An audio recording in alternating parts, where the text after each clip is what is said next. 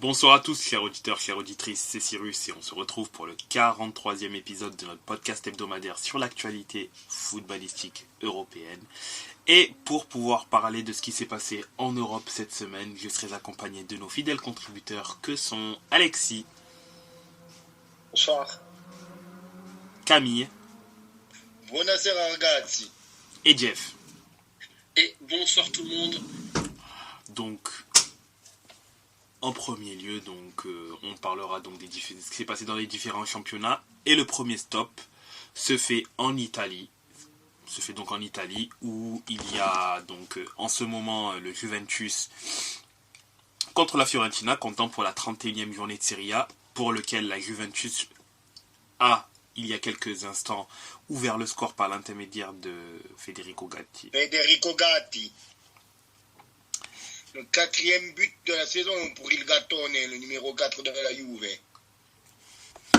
Mais cet après-midi, et surtout hier et vendredi, il y a quand même eu d'autres matchs, en attendant d'ailleurs que la journée se termine avec le match d'Udine contre l'Inter demain à 20h45.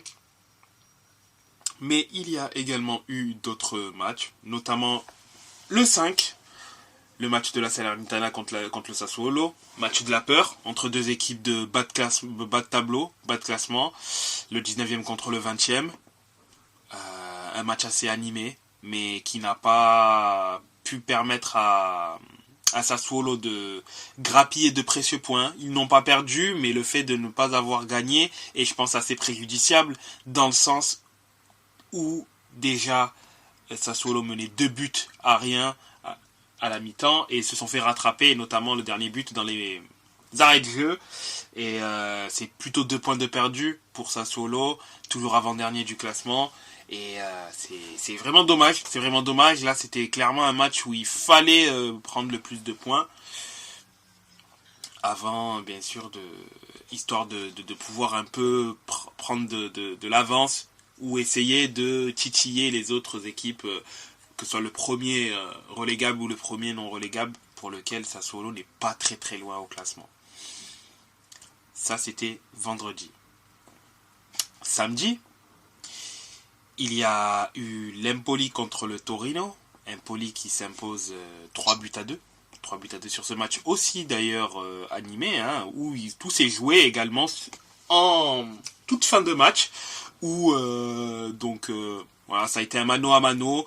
L'Empoli a marqué en premier. Zapata a égalisé. Empoli a de nouveau marqué le but, le 2-1. Par un entrant en plus, 4 minutes après son entrée, Cancellieri a marqué. Zapata a cru redonner le point du match nul au Torino, mais derrière Mbaye Niang, un joueur que l'on connaît assez bien en Ligue 1, et au Milan aussi, puisqu'il a fait 2 piges, quelques saisons plutôt, au Milan AC, a donné la victoire à Empoli à la toute fin de match, à la 95e minute. Très courte, mais très précieuse victoire de la part d'Empoli, en sachant qu'Empoli joue quand même son maintien, et ces 3 points-là font énormément de bien à cette formation-là.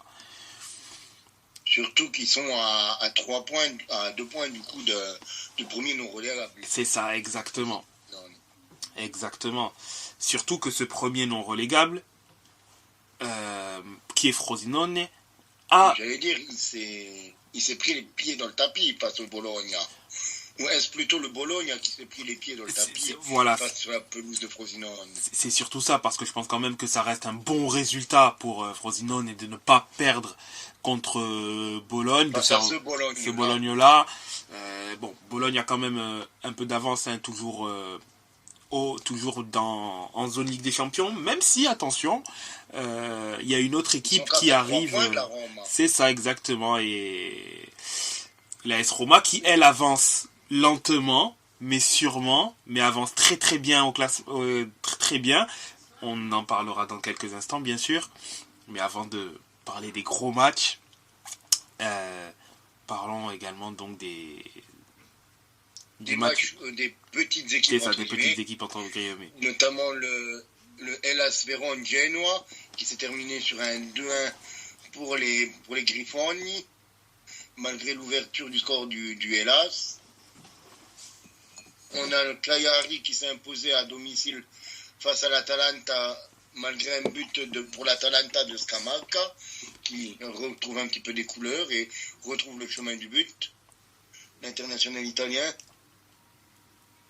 sur qui le staff de la nationale compte beaucoup, apparemment pour l'Euro.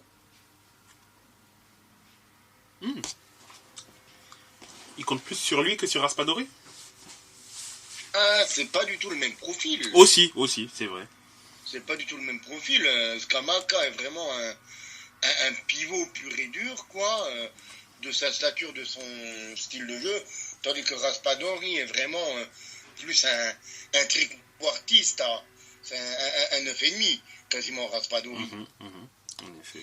Et plus on est plus sur du Trezeguet et du Del Piero entre les deux, on va dire, pour reprendre des anciens profils. Bien sûr. On irait, je dirais, sur d'anciens Italiens, ça serait Scamacca, ça serait Luca Toni, et Raspa, ça serait plus Pinturic ou Del Piero. Dans les deux profils. Mais évidemment que les deux sont très très pistés et seront théoriquement à l'Euro avec la nationale cet été. Et bien sûr.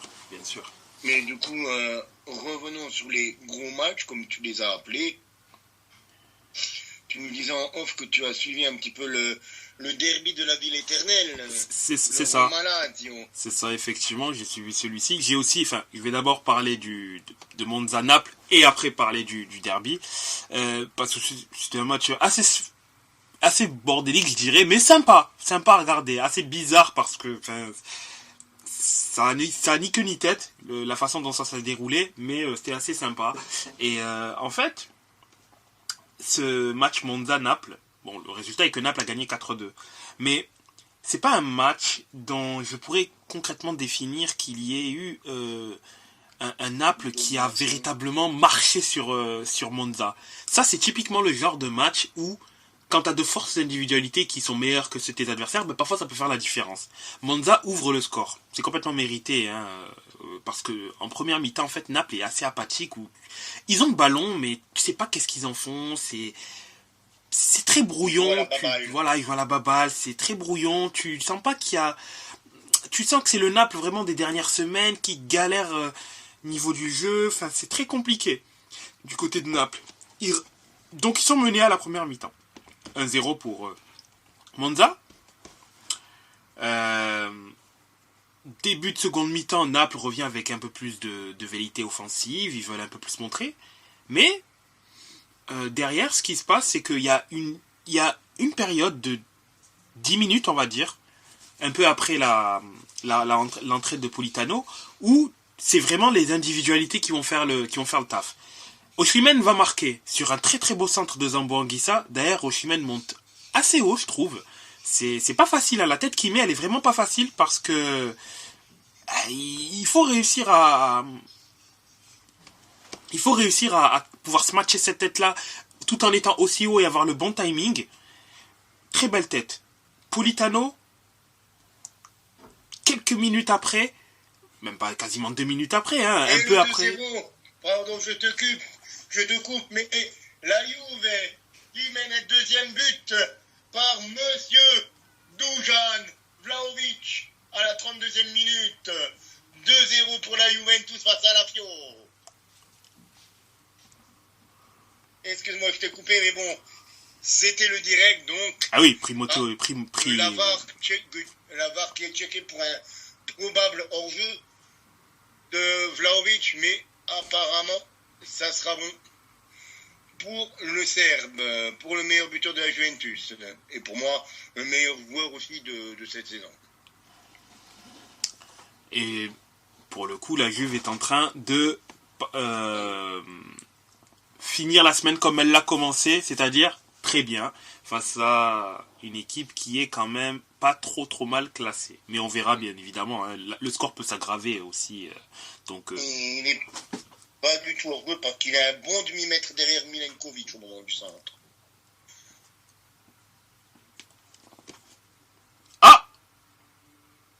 apparemment, il a été refusé pour hors-jeu.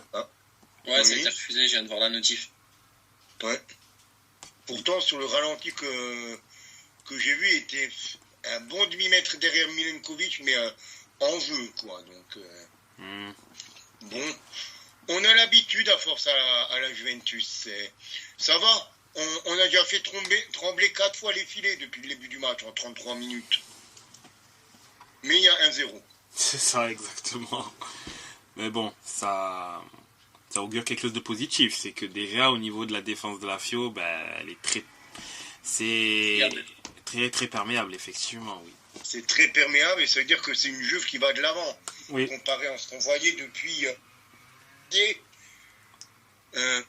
c'est une Juventus très agréable à voir jouer. Donc vas-y mon cher Cyrus, je te laisse reprendre où tu avais fini. Donc au niveau du deuxième but donc du Napoli, très très belle frappe de Politano aussi, qui nettoie la lucarne droite pour le coup. Je précise pourquoi. Elle nettoie la lucarne droite de Di Gregorio, il me semble, c'est Di Gregorio. Et un peu après, encore une fois d'ailleurs c'est un but qu'il va chercher tout seul, hein. C'est pas vraiment une action de jeu du côté du Naples, non, c'est vraiment une superbe frappe qu'il va chercher tout seul. Talent de Politano, on connaît son pied gauche, boum, ça va dans la lucarne droite.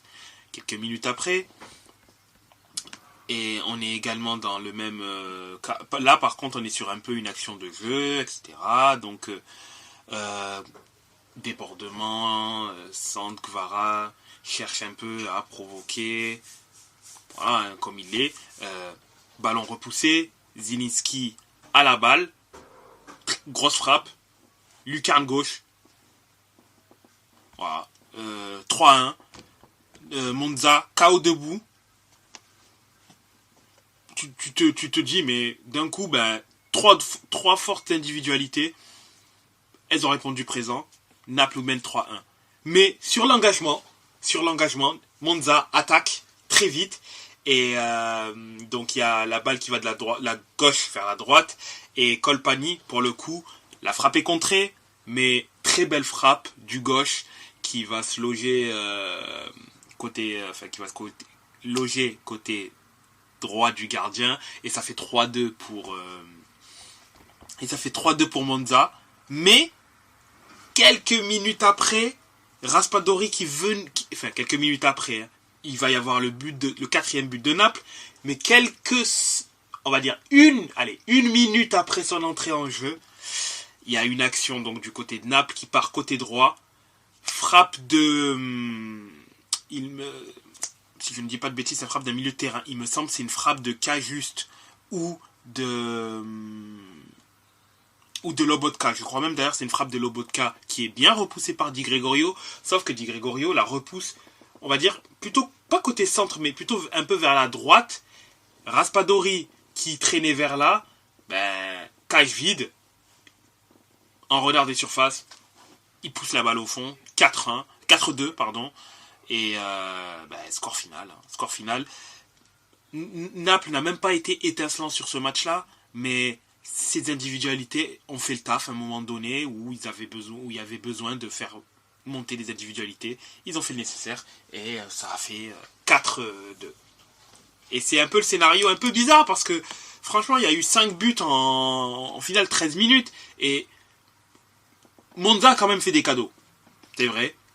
Il y a du talent côté Naples au niveau des buts parce que franchement, le but de Politano et de Zielinski, ça va se battre pour le but du week-end, mais Monza a été quand même assez permissif au niveau de sa défense et bon, après Naples a saisi les cadeaux qu'on lui a donnés, hein, tout simplement. Mais c'était un match assez plaisant, un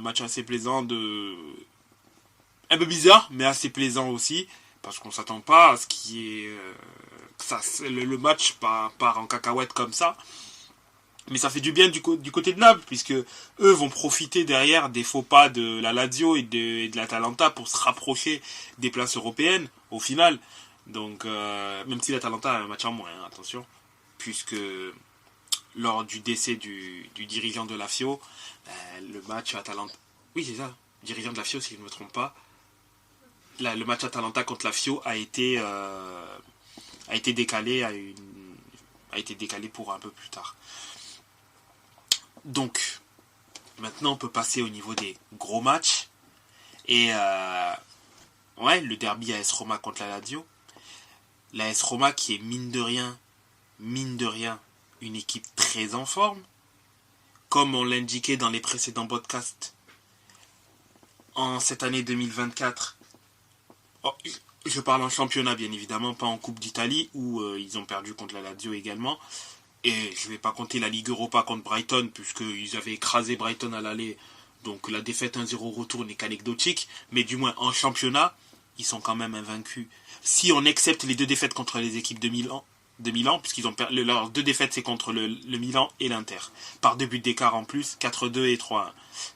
Leur dernière défaite en championnat remonte au 30 décembre, à la 18e journée. Sinon, c'est une équipe qui enchaîne les résultats positifs, qui est bien placée au niveau européen également, puisque pour l'instant détentrice de la 5e place, qui pour l'instant est qualificative pour la Ligue des Champions.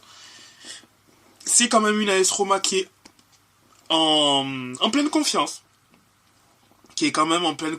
qui se déplace vers la... qui se déplace. C'est grossier de dire ça, mais du moins, l'AS Roma qui joue contre son... Et l'équipe qui jouait à l'extérieur. À l'extérieur, oui, aujourd'hui en plus. Occuper la partie extérieure du stade. Exactement. Aujourd'hui, qui donc jouait contre la Lazio. La Lazio qui avait perdu cette semaine en coupe contre la Juve, mais avait gagné son match de championnat sur le gong d'ailleurs contre eux, but de Maruzic à toute fin de match. Mais là, c'est quand même une Lazio qui souffle le chaud et le froid. C'est capable de faire des bons résultats, du meilleur, un peu comme du pire. Et c'est assez compliqué contre les équipes de haut tableau. Elle a quand même perdu contre Bologne, contre la Fio, contre le Milan. Bon, elle a gagné contre la Juve, même si elle a perdu en Coupe d'Italie. Elle a perdu contre l'Inter, mais c'était en Super Coupe d'Italie. Elle est perdue donc aussi contre l'Inter. Enfin, c'est un peu compliqué contre les équipes de haut tableau, et du coup on l'a un peu vu sur ce match là où l'AS Roma a mené a mis le seul but d'ailleurs de la rencontre à la 42e minute sur une passe décisive de monsieur Dybala qui s'est illustré un peu plus tard dans le match, enfin, beaucoup plus tardivement dans le match, en narguant Guendouzi par rapport à la Coupe du Monde 2022 gagnée par l'Argentine aux dépens de la France, où ces Protel Tibia, les Protel Tibia de Dybala portent le sceau de l'équipe nationale, notamment un moment spécial où du moins l'Argentine a gagné la Coupe du Monde 2022 et s'est amusé à provoquer Guendouzi avec cela. Guendouzi qui a voulu le confronter en face à face. Bon, ça a été séparé par l'arbitre. Voilà, il n'y a pas eu mort d'homme, mais bon, voilà. Mais là, c'est une Lazio qui est... c'est un peu compliqué, cette Lazio-là. Elle a pas beaucoup... Bon, après, il n'y a pas eu énormément de tirs cadrés dans le match. Hein. Il y a eu 26 tirs, mais il n'y a eu que 4 tirs cadrés. Hein. Donc, niveau spectacle, on y repassera. Mais moi, je retiens que l'AS Roma est de plus en plus solide. C'est positif pour eux, vraiment positif pour eux, parce que pour moi ça augure un très bon match de Ligue Europa contre le Milan AC, puisque c'est 2 équipes en forme, deux des équipes les plus en forme d'ailleurs en Italie en ce moment, et ça ne peut qu'augurer du positif. Hein. Sur les 5 derniers matchs, c'est le Milan qui prend le plus de points. L'Inter est 2e, l'AS Roma 3e. Si on prend une étendue un peu plus grande sur les 10 derniers matchs, l'Inter est 1er avec 28 points pris sur 30 possibles. Mais t'as Bologne 2e, puis l'AS Roma et l'AS Milan. L'AS Roma et l'AC Milan avec 23 points pris sur 30 possibles, et Bologne 25 points pris sur 30 possibles. Mais voilà, ça montre quand même. Et la Juve avec pas beaucoup de points pris. Ouais, là c'est 10 en 10 matchs. Voilà. 10 en 10 matchs. Mais quand tu gagnes un match une victoire sur 9 matchs, ça fait pas beaucoup. Bien sûr, c'est sûr que ça pêche sur derrière ce type de statistiques. Mais franchement, ça va être un match super intéressant. Super intéressant au moins ça, je peux pas dire que je suis avec l'un ou avec l'autre. J'espère juste que le meilleur gagne, qu'il produise le meilleur spectacle, que l'équipe, la meilleure équipe gagne, qu'ils produisent le meilleur spectacle possible. Ce qui est bien au moins, c'est que pour une seconde année consécutive, on aura au moins encore un demi-finaliste italien dans un trophée européen. En Coupe d'Europe. Bien évidemment, il ne pourra pas y avoir de finale italienne. Il ne pourra pas y avoir ce qu'il y a eu l'année dernière avec une équipe italienne dans les 3 finales européennes. Les 3 finales. Mais voilà, c'est bien, les 2 équipes sont en forme et tant mieux de ce côté-là. Tant mieux de ce côté-là. Et l'autre, je sais pas si on peut dire le meilleur pour la fin, pour l'instant du moins, l'AC Milan qui jouait contre Lecce hier. Peut-être que Jeff pourrait nous en parler de ce match. Exactement. Bien sûr. J'allais. Je m'en ferai une joie de partager avec vous. Je vais pas énormément m'étendre sur le sujet parce que ça va paraître sûrement demain, grand maximum mardi. Je vais préparer un article sur la fin de saison, au niveau des résultats, par rapport au choix de coach, etc. Et je vais pas faire plaisir à tout le monde. Je vais piquer les détracteurs de Pioli, et même si j'en fais partie, il y a des choses qu'il faut quand même dire, il y a des vérités qu'il faut dire, donc je vais les écrire, ça sortira. J'ai préparé l'ossature du texte et il n'y a plus qu'à régler quelques détails. Mais sinon, Milan a rencontré donc du coup la Fiorentina, si je dis pas de bêtises. Lecce. Lecce, oui, pardon, c'était Lecce. La Fio joue actuellement contre la Juve. C'est pour ça que j'ai bugué. A affronté Lecce. Écoutez, qu'est-ce qu'on peut dire? Copie propre. Ça a été une copie très très propre. Voilà, j'y suis. 3-0. But de Pulisic, de Giroud, de Leao.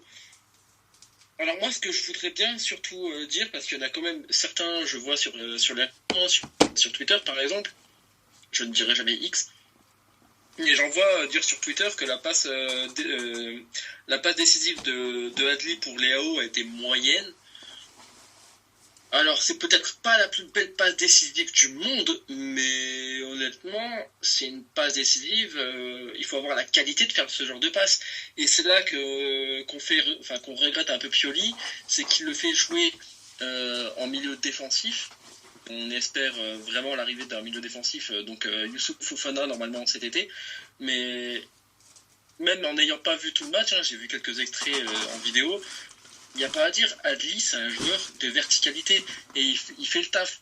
Il réussit, il fait le taf. Il a fait une très très balle décisive de quasiment moitié de terrain vers Léo. Léo n'a plus quasiment à faire 3-4 pas et tirer la main au fond du but. Très très beau but. Qu'est-ce qu'on peut dire? Giroud, l'éternel. En plus, encore une fois, sur une passe décisive de Adli, donc c'est-à-dire qu'il en a mis deux le week-end dernier. But de Pulisic avec une petite passe décisive de Chukwueze. Ça fait plaisir de voir le Nigérian commencer à prendre ses marques en Italie. Pulisic qui a joué au poste de milieu offensif, ça fait tellement plaisir de voir Pulisic en 10 parce que, en tout cas, d'après les stats qu'il avait, il avait un peu plus souvent joué en 10. Même si Pioli le met beaucoup plus souvent à droite, et on peut dire que c'est à raison, parce que sa stat, je vais pas m'étendre encore une fois, parce que je vais parler côté statistique des joueurs du mercato estival de l'année dernière. C'est un mercato tout réussi au final. On peut pas reprocher, parce que les joueurs marquent. Ils marquent quasiment tous, il y en a un ou deux, il y a surtout, comment il s'appelle, le petit Suisse, sans mauvais jeu de mots. Okafor Pardon? Okafor? Ouais, Okafor. Il y a Okafor qui est un peu plus discret, on le voit un peu moins souvent, Mais bon, on va quand même le dire rapidement. Pulisic, c'est quand même 13 buts, 8 assists. Loftus-Cheek, c'est quand même 10 buts, 1 assist. Rangers, c'est 3 buts, 3 assists. Chukwueze, c'est déjà 3 buts, 2 assists. Jovic, c'est 8 buts, 1 assist. Et Okafor, du coup, c'est 5 buts, 2 assists. C'est pas si mal pour des joueurs qui ne sont arrivés que cet été dans des championnats pour la plupart qu'ils ne connaissaient pas. Je trouve ça assez correct. En plus, Jovic, on sait qu'il était en méforme ces dernières années. Ça fait plaisir de les revoir, même si Jovic a plus l'habitude de performer en rentrant en cours de match. En titulaire, c'est pas trop ça. Mais voilà, là-dessus, Milan conforte sa deuxième place. À peu près 8 points d'avance, si j'ai pas de bêtises, de mémoire sur la Juventus. Ça doit être 8 points sans compter ce match-là, bien sûr, d'avance. Il y a 6 points. Oui, il y avait 8 points avant le match contre la Fio. Voilà, c'est bien ce qui me semblait. On va certainement pas accrocher l'Inter. L'Inter, c'est quasiment sûr de toute façon que vous avez le Scudetto cette année. Mais deuxième place solide. Et à moins qu'il y ait des recrudescences de blessures, je vois pas Milan aller en dessous de la troisième place. Déjà, la deuxième, elle est déjà solidement, elle est plus ou moins solidement accrochée.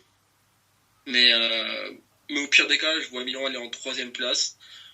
Voilà, tout ce qu'il y a à dire, c'est un bon match bien géré par Pioli. Il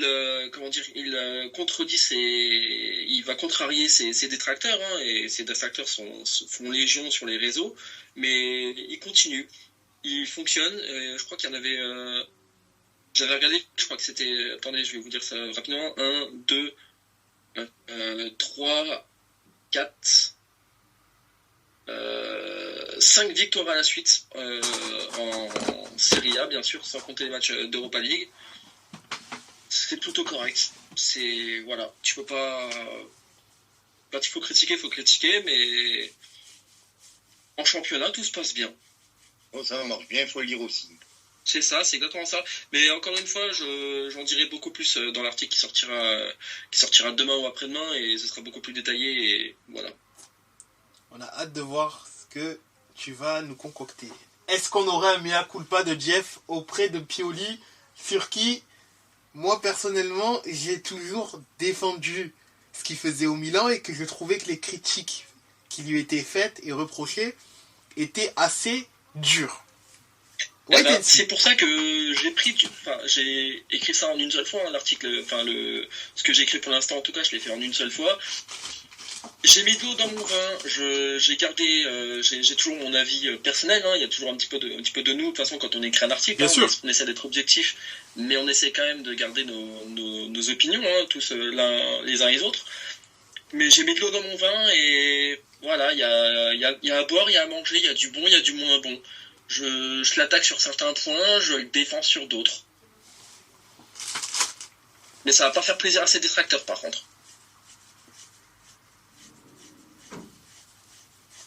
Eh bien, de toute façon, quand il faut dire les choses, il faut les dire. Et je pense que nous faisons ce podcast pour ça. Cette raison. Donc, autant dire ce qu'il y a à dire, quoi. C'est ça, exactement. Tout à fait. Et du coup, qu'est-ce que ça donne au niveau du classement ? Hormis le fait qu'on sait que l'Inter est premier, bien sûr. Au niveau du classement, l'Inter est là premier, toujours encore avec 11 points d'avance sur le Milan. La Juventus, avec son actuelle virtuelle victoire, serait à 6 points du Milan et s'éloignerait à 4 points du quatrième Bologne, qui sera à 58 points, et 62 pour la Juventus. La Roma, 5e avec 55 points. Le Napoli est 6e. L'Atalanta, est 6e. Le Napoli est 7e. La Lazio est 8e. 9e le Torino. La Fio, qui est actuellement en train de s'incliner à la mi-temps face à la Juventus, est 10e. Le Monza est 11e. Genoa 12e. Cagliari 13e. Le Lecce 14e. 15e l'Udinese, 16e l'Empoli, 17e le Hellas Vérone. Les relégables sont Frosinone, Sassuolo et la Salernitana.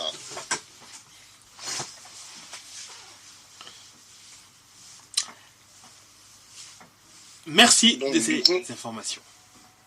Dans quel championnat partons maintenant, chers amis?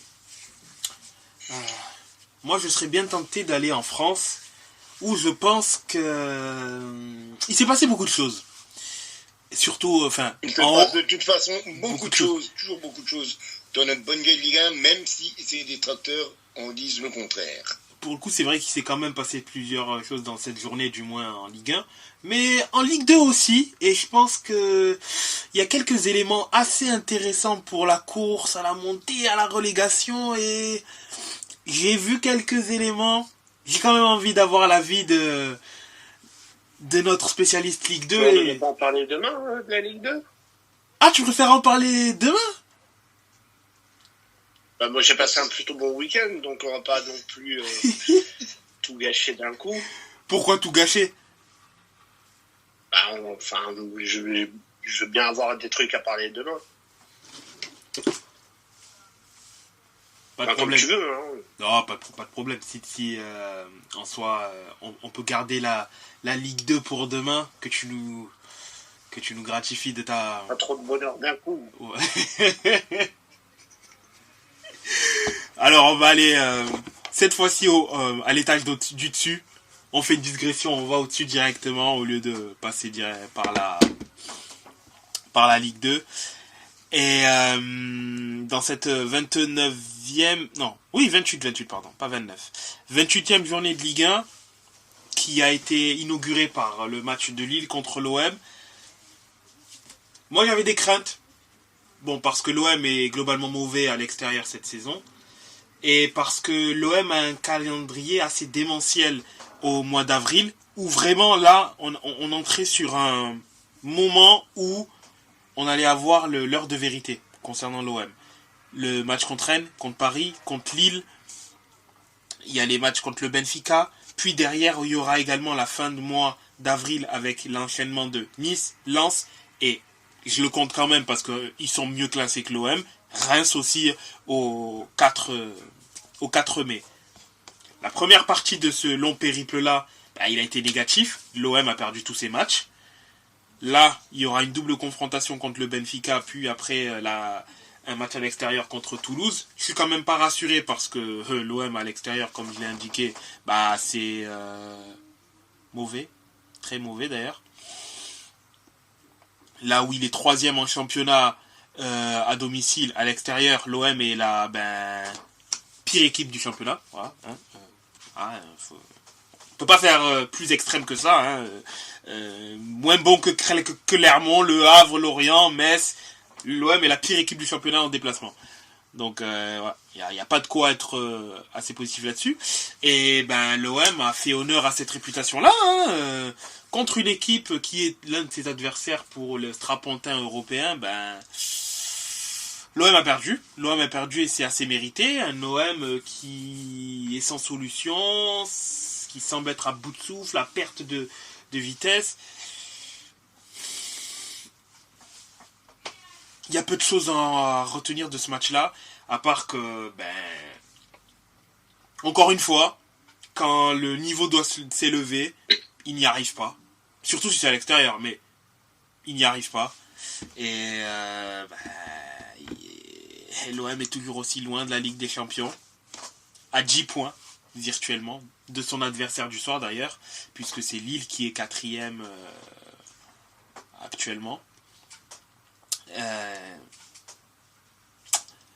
Et Lille qui se fait qualifier pour les playoffs de C1. Oui, effectivement, c'est vrai que la 4e place, elle n'est pas directement qualificative, mais ce serait pour les playoffs. Mais Lille, donc, consolide sa place, prend une petite avance sur Nice et Lens. Pourquoi prend une petite avance sur Nice et Lens?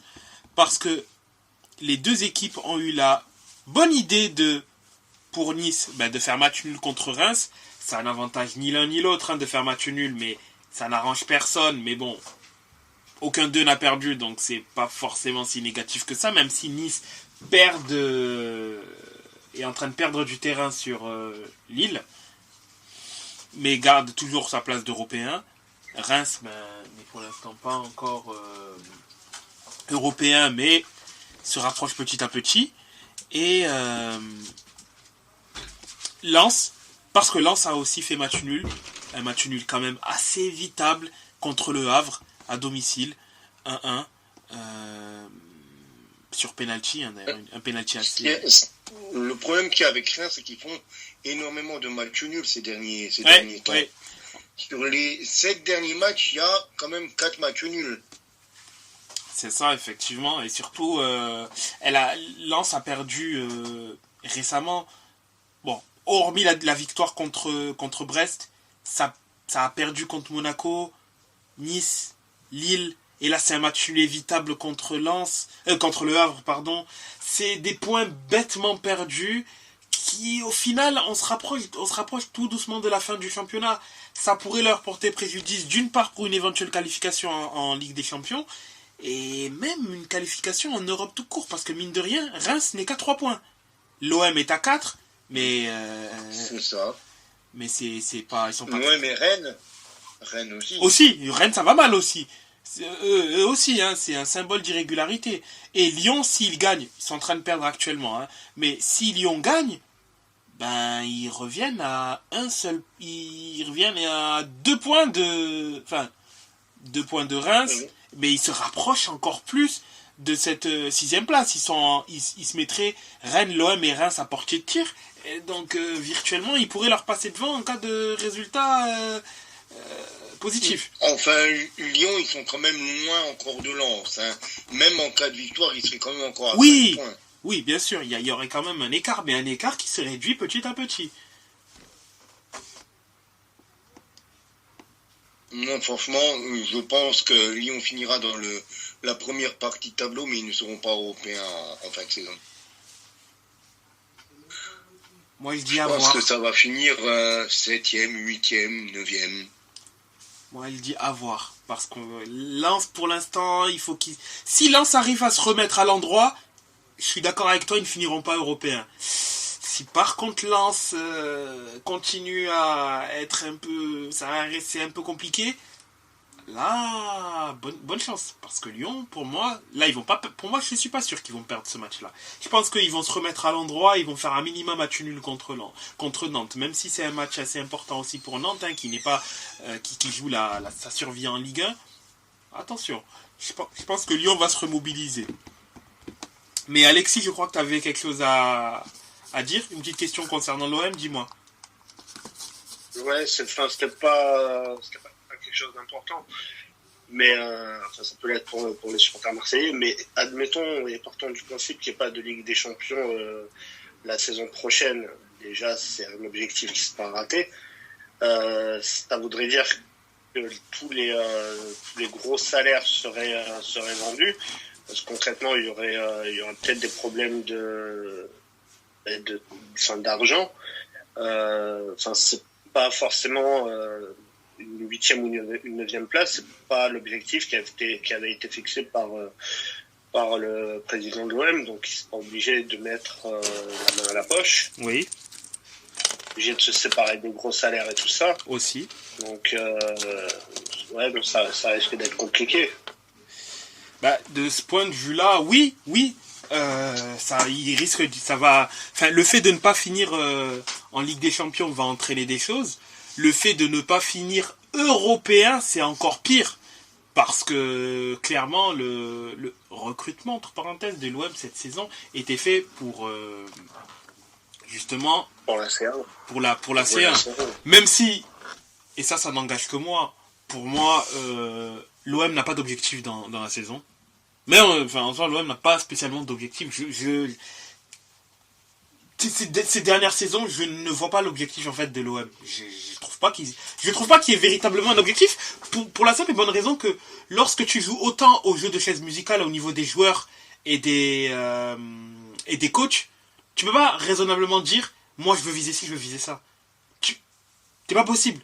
À part essayer de faire de jouer à l'apprenti trader où tu vends une position, t'en rachètes une autre. Tu vends 3 positions, t'en rachètes 5. Ouais, à la rigueur, oui, d'accord, sur ça, je veux bien comprendre. Mais quand on est sur quelque chose d'aussi bancal, où aujourd'hui, tu peux, je sais pas, je dirais pas d'un coup de tête, mais tu peux du jour au lendemain virer 6 de tes titulaires pour en remettre 6 autres. Enfin, être sur une instabilité chronique, je peux pas, je vois pas le principe, je vois pas le truc. Et cette saison, en fait, je suis,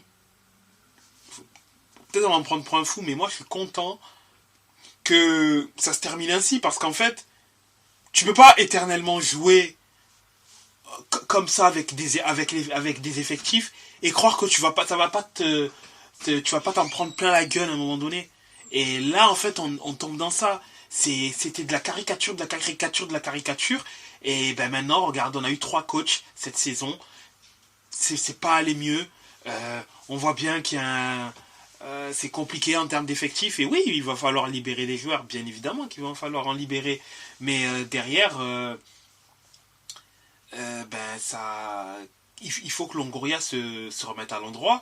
Après, je vais pas donner aussi crier victoire au groupe de supporters qui disaient oui, bon, Longoria, tout, etc. Puisque concrètement, c'est instable depuis un bon bout de temps en réalité. Le seul mandat où il y avait un peu de stabilité, on va dire, c'est celui de Garcia. Mais après, des mauvais choix ont été faits durant son mandat. Mais ça a été globalement le seul mandat où il y a eu de la stabilité. Si je ne parle pas du mandat de Deschamps, bien évidemment. Je levais Deschamps parce que c'est lui qui a amené le dernier coach à avoir amené des titres. Mais sinon, à part ça, il y a eu, voilà, c'était beaucoup de changements de coach, très peu de stabilité, très compliqué d'installer un véritable projet. Et en fait, j'en ai marre qu'on dise oui, Macour, il met pas d'argent, oui, Macour. En fait, là, la question, tu peux pas en fait éternellement dire c'est la faute du proprio, c'est la faute du proprio, la faute du proprio. Le proprio n'est pas souvent là. Ok, d'accord. C'est pas le premier, c'est pas le dernier. Le fils Steven Zhang, il n'est pas souvent à Milan. Ça n'empêche pas le Milan d'avoir des résultats. Pourquoi ? Parce que le board, il est sérieux et il travaille sérieusement. Ozio, Marotta d'ailleurs qui va partir en 2027, mince alors. Vraiment mince alors. Ben, il travaille correctement et on le voit. Il n'y a pas besoin que le proprio soit souvent là pour que ça puisse fonctionner correctement. Le tout. Après, ça peut aider. Après, ça peut aider, je suis bien d'accord. Et peut-être que je vais peut-être anticiper ce que tu veux dire. Peut-être parce que toi, tu es dans le cas où c'est négatif par rapport à Gérard Lopez. Ouais, c'était à peu près là où je voulais en venir en fait. Mais c'était pas forcément en parlant que de Bordeaux. C'est un peu propre à beaucoup de clubs en ce moment qui ont des galères, que ce soit d'argent ou de résultats. Et puis, c'est effectivement ça. C'est pour faire le lien par rapport, notamment à Bordeaux, par rapport à Saint-Etienne. Même s'ils sont en deuxième de Ligue 2, c'est quand même très compliqué parce qu'ils réclament la tête des dirigeants depuis la descente. Ouais. Donc c'est un peu pareil. Ouais. Après, cette saison, je sais même pas en fait si on peut dire cette saison c'est un échec, parce qu'en fait il y a ce truc aussi où je pense que faut aussi à un moment faire son mea culpa et parfois tu vois se remettre la tête à l'endroit. Il y a un truc en fait qui me casse un peu pour le coup je vais être vulgaire mais qui me casse un peu les couilles, c'est de toujours en fait parler de l'OM en ayant cette dualité avec Paris, en indiquant mais Paris gagne parce qu'ils ont le Qatar et tout, etc., parce qu'ils ont des fonds illimités, parce que si ils ont ça. D'accord, oui, Paris a le plus gros budget de Ligue 1 et puis il gagne la majorité du temps. D'accord, oui, ok, d'accord. Mais derrière, c'est parce qu'il y a de la mauvaise foi. Il y a aussi beaucoup de mauvaise foi. Il y a Monaco, il y a Lille en championnat. Même si en effet Lille, on peut dire que ça a failli leur coûter le club. Mais il y a Monaco, il y a Lille. Deux autres clubs de Ligue 1 qui ont gagné le championnat. Bon, Montpellier, c'est spécial, c'est parce que le projet parisien venait à peine d'arriver. Après, ils ont fait le taf. Hein. Faut rendre à César ce qu'il y a à César. Mais Saint-Etienne a gagné un trophée. Guingamp a gagné un trophée. Rennes a gagné un trophée. Toulouse a gagné un trophée. Nantes a gagné un trophée pendant l'ère parisienne. Aujourd'hui, Il y a un trophée. Bordeaux aussi? 2013. Coupe de la Ligue ou Coupe de France? Coupe de France. Oh, ok, bah, merci, j'avais oublié. Nombre de clubs ont gagné des trophées durant l'ère parisienne. L'ère de domination parisienne, plutôt. Mais par contre, t'entendras jamais un supporter de l'OM dire ouais, mais l'OM, en fait, c'est l'OM qui déconne. Parce que Paris ne gagne pas tout le temps tous les trophées. Il y a des moments où il n'en gagne pas. Mais par contre, même là, par exemple, cette année, c'était cette année ou l'année dernière où c'est Lille qui a gagné le trophée des champions. Je ne sais plus. Il me semble que c'était l'année dernière. Je pense que c'était l'année dernière. Mais il y a des moments où ils ne gagnent pas de trophées. Bizarrement, là, tu ne les entends plus. Tu dis, ah. T'entends plus rien. T'entends plus rien. Nantes et Toulouse ont gagné la Coupe de France très récemment. Tu les entends pas parler. Et ils ont toujours cette rengaine. Ouais, mais PSG Qatar, PSG Qatar. Oui, d'accord. Tu parles de ce postulat-là. C'est bien. Très bien. Oui, ok. Mais derrière, il y a eu des possibilités de pouvoir gagner. T'as perdu contre Annecy. T'as perdu contre nombre d'équipes de division inférieure. Je suis désolé. À un moment donné aussi, faut aussi remettre l'église au centre du village. Ton rival, c'est pas Paris. Ton rival, aujourd'hui, c'est pas Paris. Ok, c'est pas Paris. C'est éventuellement un Rennes, bon, Lyon. Même si Lyon, ça va. Lyon, je vais mettre quand même Lyon parce que Lyon, ça va mieux. Et l'année prochaine, je pense que ça ira encore mieux. C'est Rennes, c'est Lyon, c'est Lille, c'est Lens, c'est eux. Aujourd'hui, par exemple, Brest est deuxième du championnat. Dans un monde normal où les grosses équipes de Ligue 1 sont... Les locomotives du championnat sont à leur niveau, Brest n'est pas deuxième. Mais Brest ne vole pas sa place, ils font ce qu'il faut, ils font le taf, et ils méritent d'être deuxième. Parce que leur perte... ce qu'un deuxième de Ligue 1 doit faire. Voilà, c'est ça. Ils prouvent leur place sur le terrain, match après match, semaine après semaine. Mais aujourd'hui, qu'est-ce que tu peux dire en voyant Brest deuxième? Question de budget, t'as moins de budget qu'eux. Question d'effectif, t'as un effectif techniquement plus profond que eux. Ah, mais on a joué l'Europe et pas eux? Lyon n'a pas joué l'Europe et pourtant ils sont qu'à 4 points de toi. Et Lyon était dernier du classement par contre. Oui, d'accord, il y a eu le recrutement cet hiver, mais si tu veux rétorquer l'Europe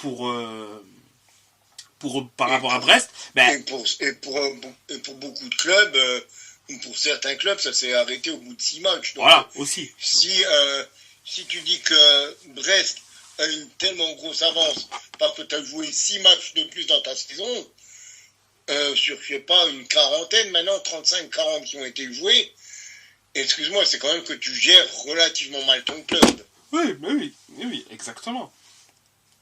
Donc, en fait, il n'y a pas d'excuse. Et le truc, c'est que chaque fois que tu mettras des éléments qui démontreront, en fait, leur argumentaire du « Ouais, mais c'est à cause du PSG, c'est parce que le PSG, ils ont trop d'argent. » À partir de là, ils iront vers d'autres trucs.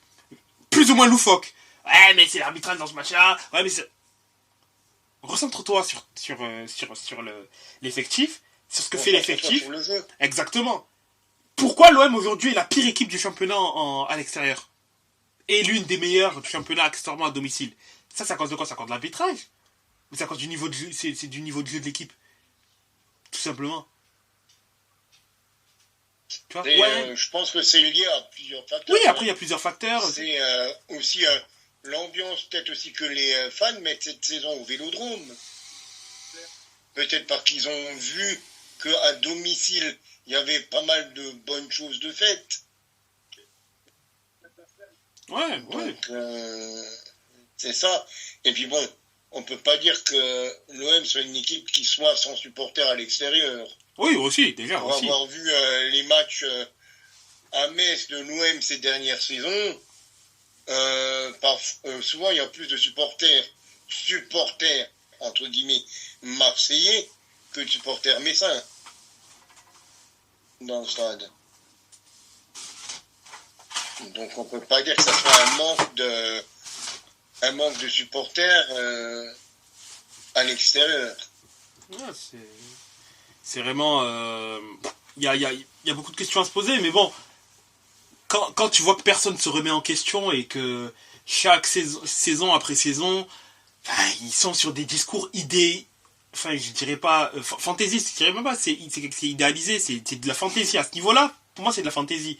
C'est fantaisie comme quoi tu vas faire trembler l'Europe. Enfin, quand t'es ridicule, fais-toi petit et essaye de regrimper doucement, année après année, les échelons pour après revenir au top. Au lieu d'être très virulent, de beaucoup parler, mais au final, ne rien faire, et derrière, te planquer vers de fausses excuses année après année, ou sortir le septentrionnel. Ouais, mais nous, on a l'étoile. Ouais, mais on s'en bat les couilles. C'était en 1993, on est en 2024, ça fait 30 ans, ça fait 31 ans. C'est comme si moi, avec la vue, je disais, ouais, nous, on a gagné la Champions League. On l'a gagné 2 fois, la dernière fois, c'était en 96.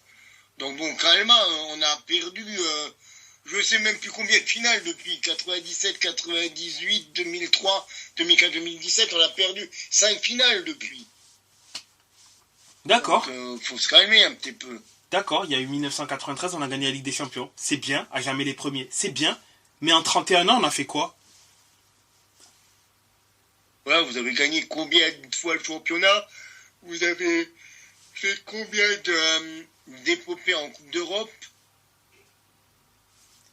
Il y a celle de 2016 ou 2018, je sais pas, vous perdez contre l'Atlético. 2004, 2018.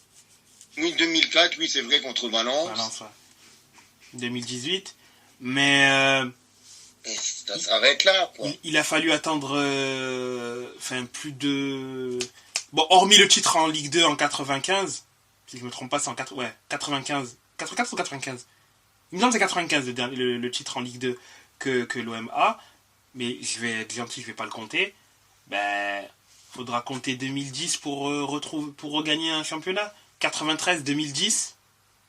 Et il n'y a eu que 3 ans, 2010, 2011, 2012, il y a eu des trophées gagnés. T'es content, et ta seule devise, c'est à jamais les premiers. Donc tu te complais dans la médiocrité. C'est comme si un supporter de Nottingham Forest te dit j'ai gagné la Ligue des Champions. Ouais, d'accord, aujourd'hui, maintenant, t'es où? Parce que t'as un glorieux passé, c'est très bien, oui. Mais le présent, c'est comment t'assures le présent et le futur. À jamais les premiers, d'accord. Et après, ça va. C'est quoi après? Et le futur, c'est et quoi après, qu'est-ce qui se passe? Et après, oui, qu'est-ce qui se passe? Rien. Voilà. Enfin, mais bon. Après, ce serait trop en demander de pouvoir réfléchir pour certains. Donc, bon, voilà.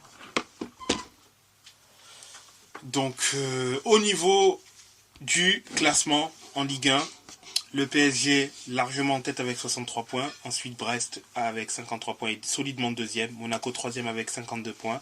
Lille 4e avec 49 points. 5e Nice avec 44 points.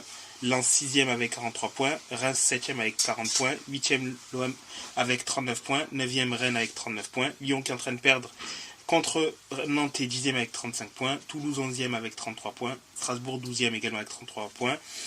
Montpellier 13e, Nantes 14e, 15e le Havre, Lorient premier relégable avec 26 points, 17e Metz avec 23 points, 18e Clermont avec 21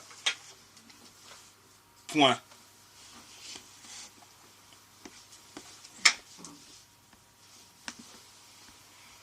Nous revoici pour la seconde partie de notre podcast et cette fois-ci nous parlerons de l'actualité allemande, d'abord en Bundesliga 2 et également dans l'étage du dessus où il y a eu quelques petits rebondissements, que ce soit en bas et surtout en haut, où on peut dire que la course à l'Europe a été, je pense, assez relancée, la course surtout à la C1.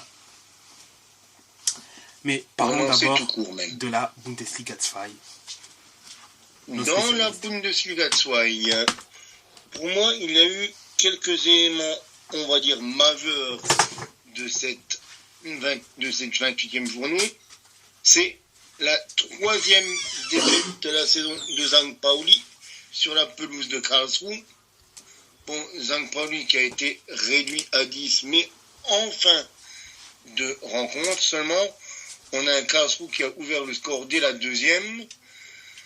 St. Pauli qui avait réussi à égaliser à la 37e minute avant que Karlsruhe reprenne l'avantage à 20 minutes de la fin du match. C'est un match relativement équilibré, à part au niveau de la possession où St. Pauli, fidèle à son football de possession depuis le début de la saison, avait les 2/3 de la possession. Mais c'est une 3e seulement défaite de St. Pauli cette saison.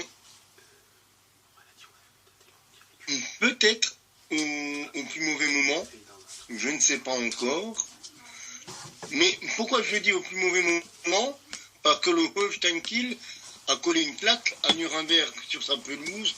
Bon, à Nuremberg qui était réduit à 10 dès la 12e minute avec une expulsion. Mais un Nuremberg qui continue toujours encore à pousser. Et Holstein Kiel, qui, on verra au classement, pourrait en fin de saison jouer un tour de cochon aux pirates de nos amis de St. Pauli. On a encore le Hambourg et Düsseldorf qui se sont aussi manifestés par des victoires. Hambourg à domicile face à Kaiserslautern. Et le Fortuna qui s'est imposé sur sa pelouse 2-0 face à Braunschweig. Des matchs relativement corrects. Rien de grand chose à en débriefer avec 2 buts de Hambourg et une réduction du score par Hake, le joueur passé par Dortmund, pour Kaiserslautern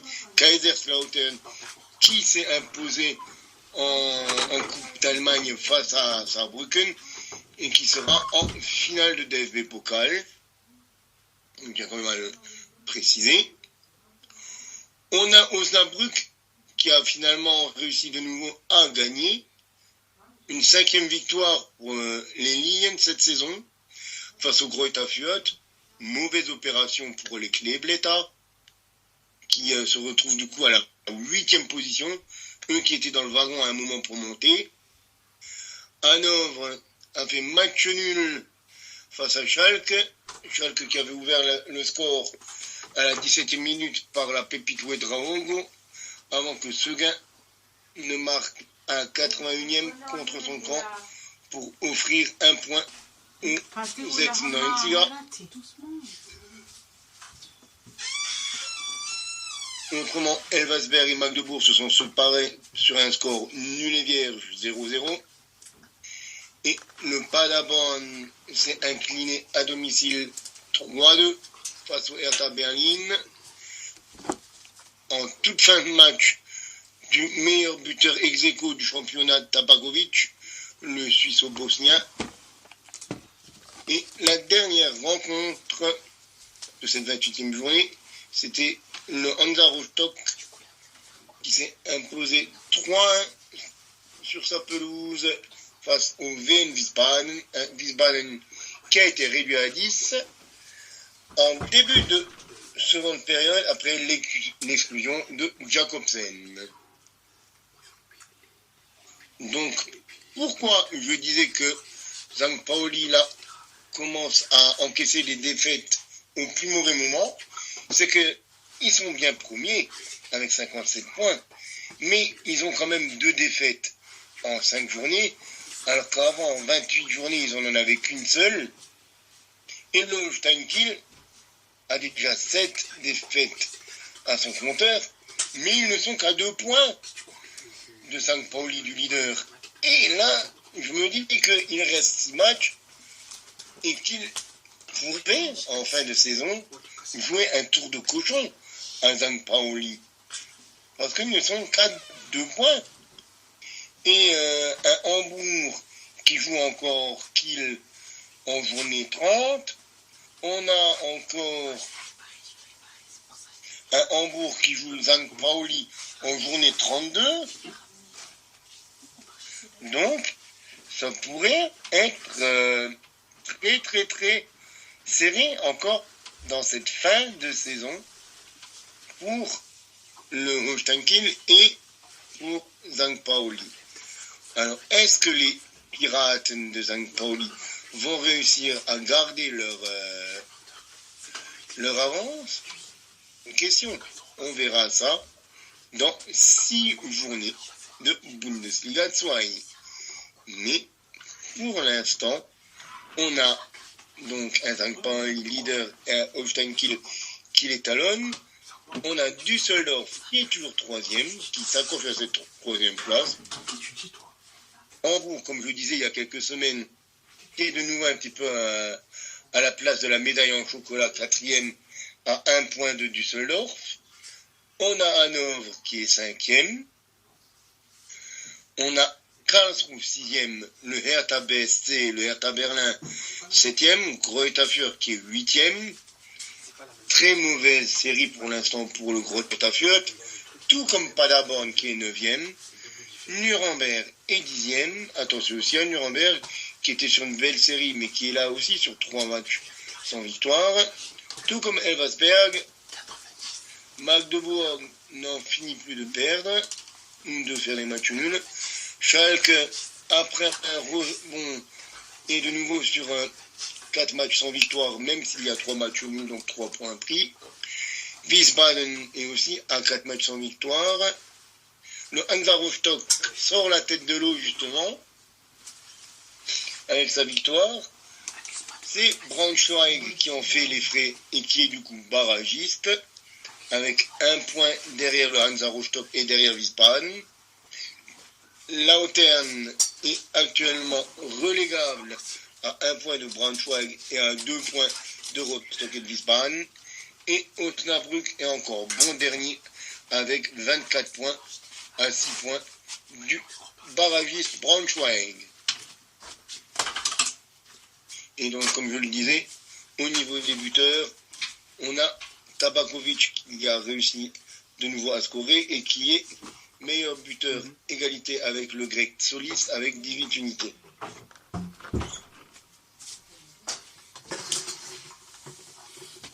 Et on peut passer à la Bundesliga 1 maintenant. Et je pense que notre ami Alexis a quelque chose à nous dire par rapport à Mayence. Oh non. N'est-ce pas, mon cher Alexis? Pour une fois... Ça va être rapide, hein, comme tous les week-ends. Ouais. Abreuve-nous de ta joie, mon ami. Abreuve-nous de ta joie. Pas trop, parce que ça fait... ça peut être mal vu par certains supporters.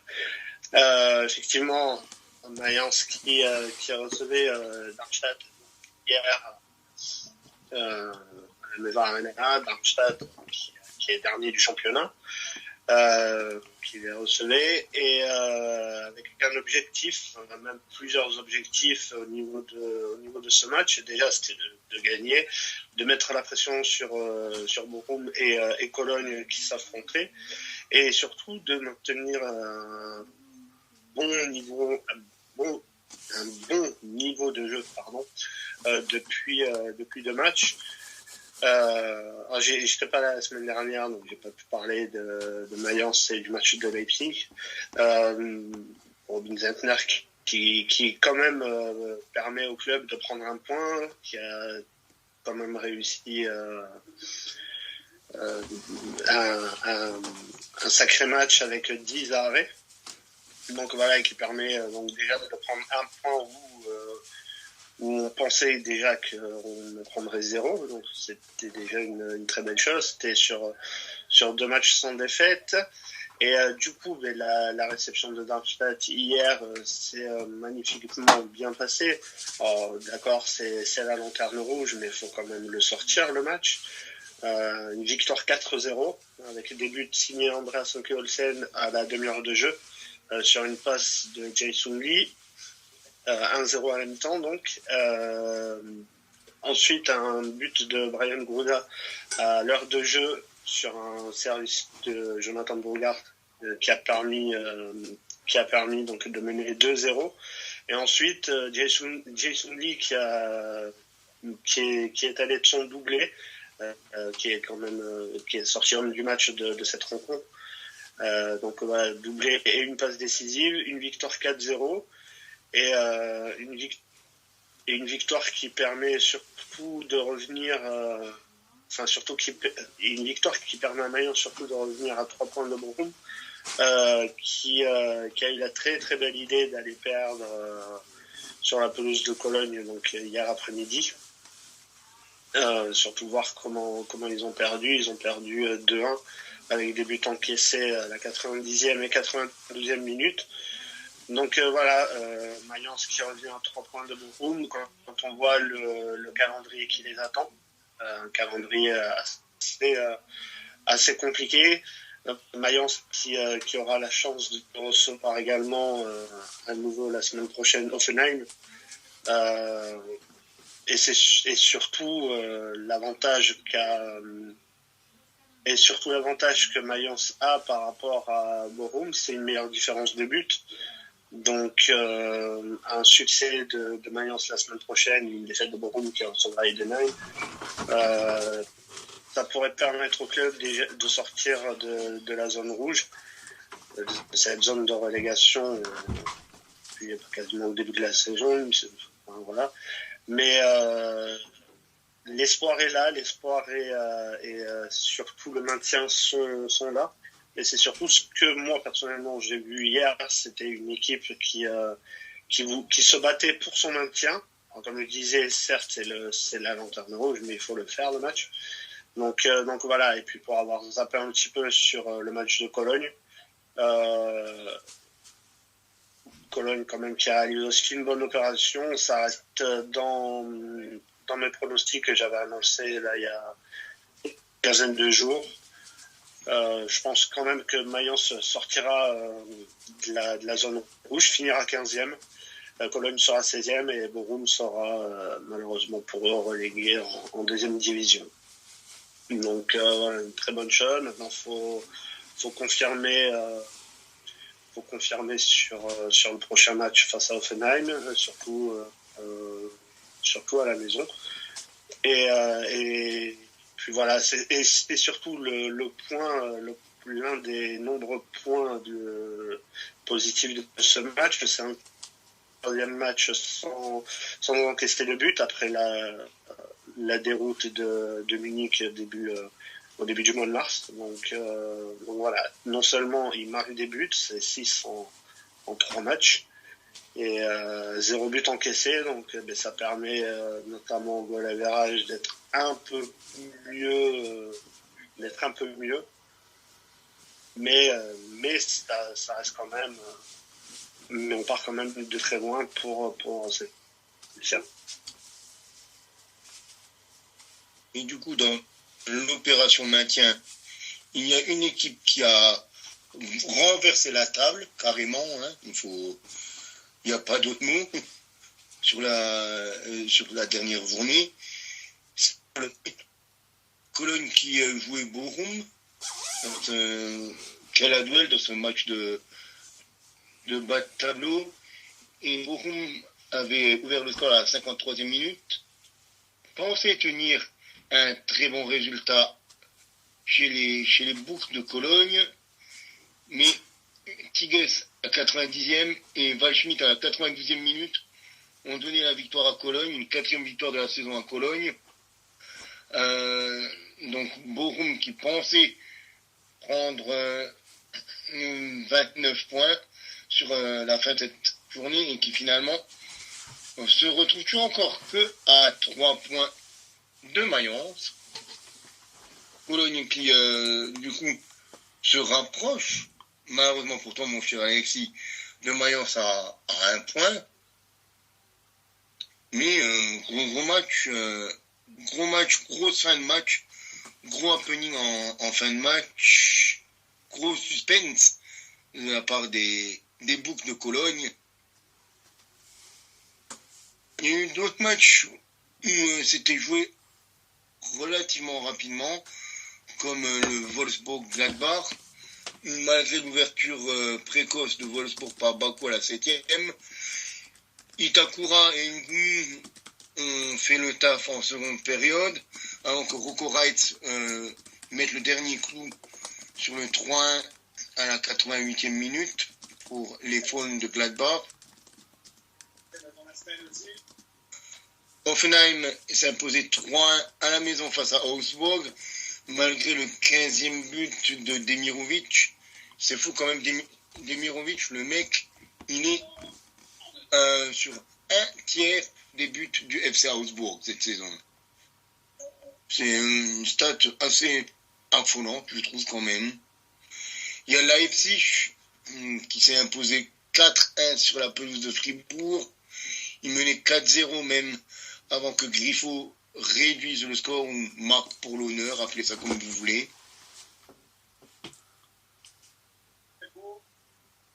On avait le match un petit peu au sommet entre Dortmund et Stuttgart. Il y a eu 1-0 pour Stuttgart sur la pelouse de Dortmund au Signal Iduna Park. Je vous laisse deviner qui a marqué pour Stuttgart. C'est Guirassy, son 24e but de la saison pour l'ancienne Ligue 1. Il est le deuxième meilleur buteur, évidemment, du championnat, derrière un Harry Kane qui en a déjà marqué 32, mais qui n'arrive pas à hisser ce Bayern. On a l'Eintracht Francfort qui a fait match nul 1-1 à domicile face au Werder Brême, avec Tuta, l'homme du match. C'était l'homme qui avait tout à faire, qui a égalisé après une ouverture du score de Veljkovic à la 62e. Tuta qui avait égalisé à la 77e minute. Et Stage s'était pris un jaune, un rouge à la 73e minute. Tuta qui sera expulsé à la 89e minute. Donc Tuta, homme du match pour Francfort, dans les bons et dans les mauvais côtés pour les Aigles.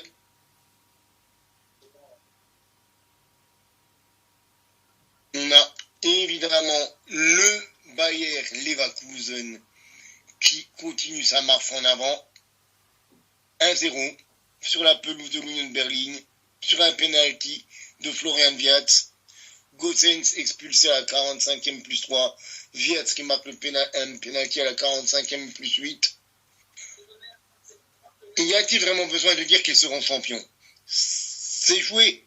C'est joué d'autant plus que Heidenheim s'impose pour la première fois dans l'histoire de la Bundesliga. Bon, c'est aussi la première saison qu'ils font, mais ils s'imposent pour la première fois face au Bayern. Le Bayern qui menait 2-0 à la pause. Ils se sont dit, ça va, on est serein face à Heidenheim. On mène par un but de Serge Gnabry et un autre but de Harry Kane, son 32e de la saison, comme je disais juste avant. Mais qu'est-ce qui s'est passé? Heidenheim s'est révolté et Heidenheim a marqué une fois par César, une deuxième fois par Kleingins à la 51e, 2 buts en 2 minutes, puis par Kleingins encore à la 79e minute pour le 3-2. Alors, Heidenheim a tiré 4 fois, tiré 4 fois cadré au but, ils en ont mis 3, tandis que le Bayern a tiré 15 fois au but, 7 cadrés, ils en ont mis que 2. Avec un Müller extraordinaire dans les buts d'Heidenheim. Un Ulreich peut-être un peu passif du côté des Bavarois. Alors, j'ai envie de dire, peut-être que le Bayern peut même perdre sa deuxième place. Ah, moi j'y pense fortement. Le titre, il est perdu. Il sera perdu mathématiquement la semaine prochaine. En cas de victoire de Leverkusen. Et sinon, ça sera à la prochaine victoire de Leverkusen. Ils seront mathématiquement champions. Mais là, actuellement, le Bayern, qui est sur 2 défaites d'affilée, a le même nombre de points que Stuttgart. 60. Et Stuttgart, avec un Guirassy et un Undav en feu cette saison, ils peuvent tranquillement finir 3e. Le FCB, Voire le même FC deux. Hollywood et Stuttgart peut clairement piquer cette 2e place pour la fin de saison. Et il y a évidemment Undav et il y a aussi le jeune français Enzo Mio qui est très important cette saison au milieu de terrain. Donc vraiment c'est une équipe plus que redoutable du côté de Stuttgart, qui ont beaucoup vraiment avancé dans l'ombre toute cette saison, mais là, à l'approche du run final, il reste 6 matchs à jouer. J'ai envie de dire, c'est 6 finales, quoi, entre le Bayern et Stuttgart, pour jouer la seconde place. Ils seront 2e et 3e très probablement, car Leipzig est encore à 7 points, et je ne les vois pas perdre 7 points, aucune des deux équipes 7 points en 6 journées. Ça, je pense quand même que c'est utopique ou cauchemardesque. Tout dépend de quel point on se place. Mais qui sera 2e, qui sera 3e? La question est très très très loin d'être répondue. Comme dirait T'en un es- cher utilisateur des réseaux sociaux, on va dire ça comme ça. Je vais rapidement te couper, Camille. Est-ce que tu es aussi Bien affirmatif sûr. pour le Bayern sur le fait qu'ils vont quand même finir 3e? Parce que si ils sortent de la Ligue des Champions, tu penses pas qu'ils bazardent de la fin du championnat? Ben, je les vois pas en fait perdre 7 points en 6 matchs. C'est ça le problème.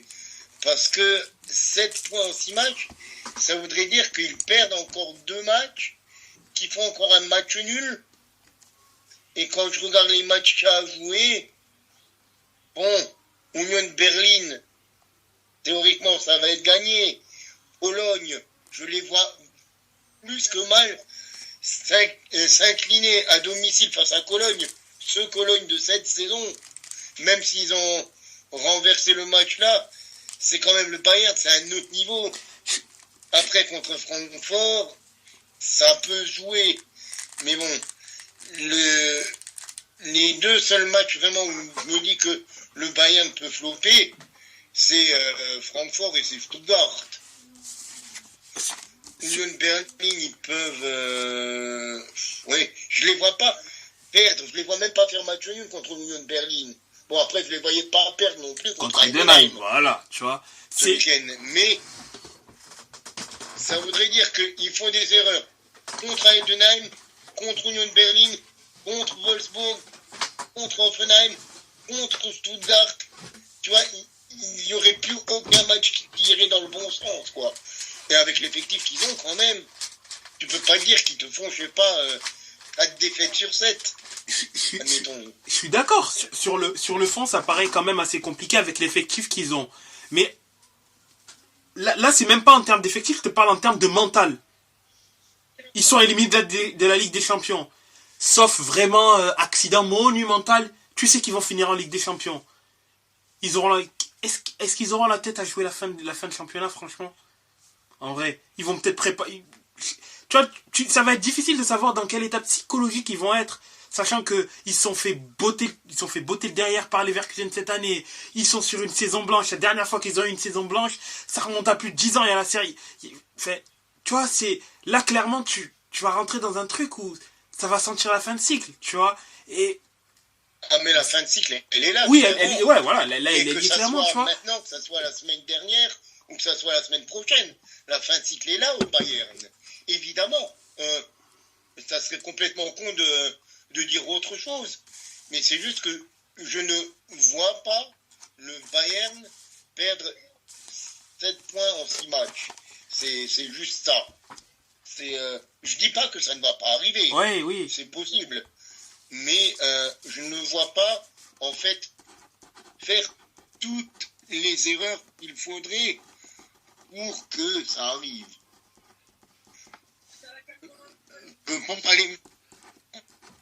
En calculant le worst case, contre Cologne, il gagne. Contre Berlin, il gagne. Contre Francfort, ils perdent, admettons, ils perdent. Contre Stuttgart, ils perdent. Contre Wolfsburg, ils gagnent. Et contre Hoffenheim, ils gagnent. On est sur 2 victoires quand même.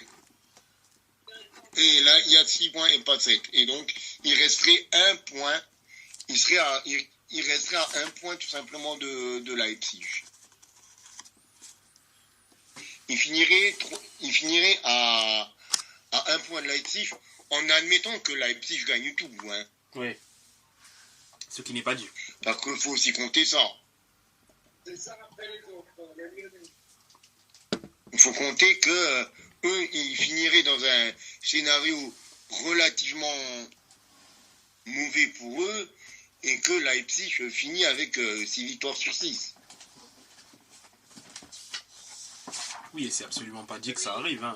Sur ça, je suis complètement d'accord avec toi. Et quand je regarde ce que Leipzig a encore à jouer, il y a encore Dortmund et il y a encore Francfort à jouer. Donc, bon, Wolfsburg, le Werder, ça peut aussi être encore compliqué, ou Hoffenheim, mais moins. Et Heidenheim, bon, il joue à Heidenheim dans 2 semaines. Tu vas pas me faire croire que Heidenheim va faire des miracles comme ça toutes les saisons. Oui, clairement. Non, je vais pas quand même penser ça. Ils sont 10e, ils ont fait ils font une très honorable saison, franchement. Mais, voilà. Pour moi, ils seront, Leipzig sera 4e à pas loin derrière le Bayern. Ça sera 1 point, 2 points, 3 points, je pense. Mais et peut-être qu'ils garderont leur 2e place aussi. Peut-être aussi. Peut-être que Stuttgart, à la fin de la saison, va aussi trébucher. Parce que Stuttgart, mine de rien, Stuttgart a encore le Bayern. Il y a un Stuttgart-Bayern en journée 32. Oui. Il y a Leverkusen la semaine d'avant. Il y a Stuttgart-Francfort la semaine prochaine. Il y a Augsbourg, qui est pas dégueulasse cette saison aussi, qui est en avant-dernière journée. Augsbourg qui est 7e. Ce qui veut dire que Stuttgart, sur les 6 derniers matchs, ils jouent le premier, le 2e, le 6e et le 7e.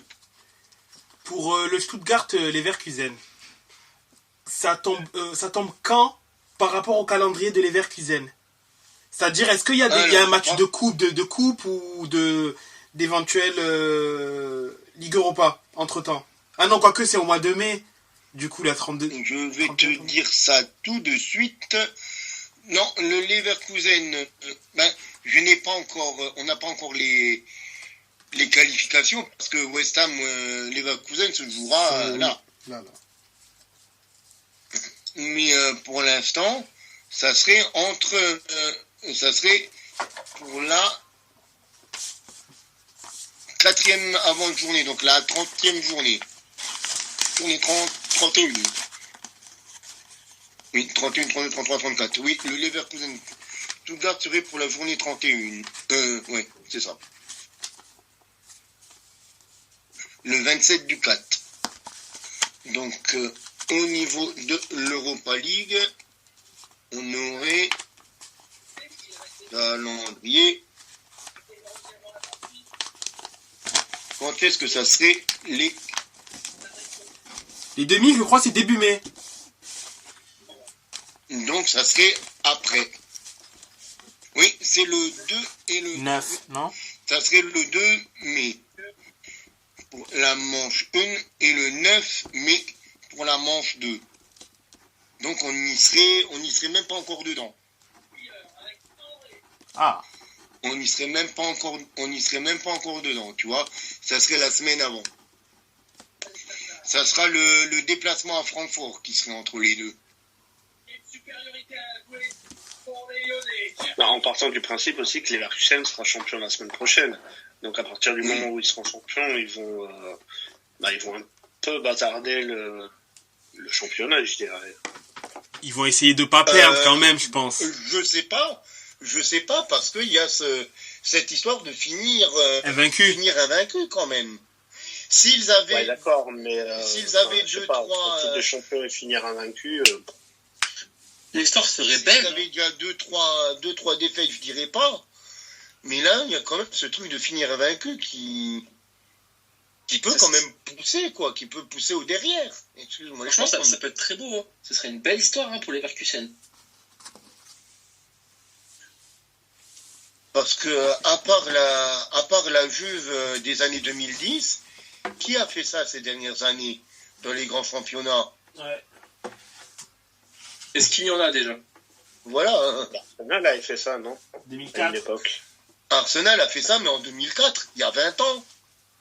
Ceux qui ont été le plus proches de le faire, t'as le Liverpool de 2000. Bah, ils n'ont pas fini champion d'ailleurs, il me semble, cette année-là. C'est le Liverpool qui finit avec 97 points, non? Ouais, c'est ça, celui-ci. 97 ou 98? Un des deux en tout cas. Il me semble que c'est 97 parce que City, je crois que City gagne avec 98 points.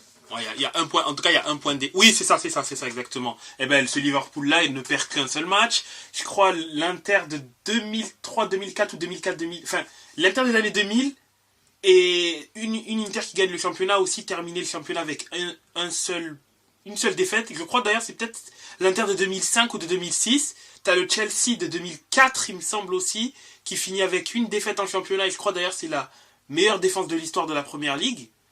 Oui, avec 15 buts encaissés, ouais, c'est 14 ça. ou 15 buts. Mais ouais, et là je crois que cette saison là l'Inter a perdu qu'une fois d'ailleurs aussi, si je ne me trompe pas. Mais ouais, invaincu c'est très difficile.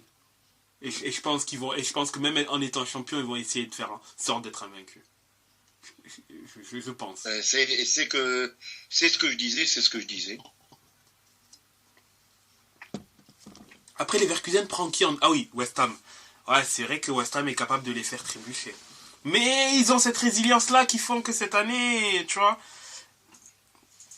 c'est... Ah oui, ça sera pas du tout joué contre West Ham. Bien sûr. Voilà. Surtout avec l'effectif qu'a West Ham cette Ah oui, saison. West Ham peut le faire, hein. Mais ce que je veux dire, c'est que ça va quand même être dur pour les Leverkusen pour tenir ça contre West Ham, parce qu'on sait que West Ham, sur le coup, ils ont la capacité de pouvoir le faire, hein, même si cette année, pour l'instant, personne ne l'a fait. Même si West Ham, ils sont pas dans une super forme, en tout cas en championnat. C'est ça. Après, ils peuvent jouer leur va-tout en Europe et... Bon, pas lâcher le championnat, mais ce que je veux dire, c'est vraiment de mettre le maximum de force possible en Europe, hein. C'est pas impossible. C'est ça. Donc à Après, voir. Mais ça sera un beau match. Laisse-moi juste regarder, ils ont sorti qui? Ils ont claqué Fribourg au tour précédent.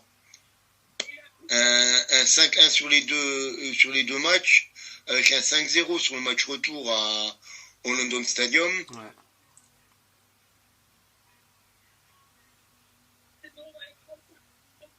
Et Leverkusen avait eu du mal contre Karabakh.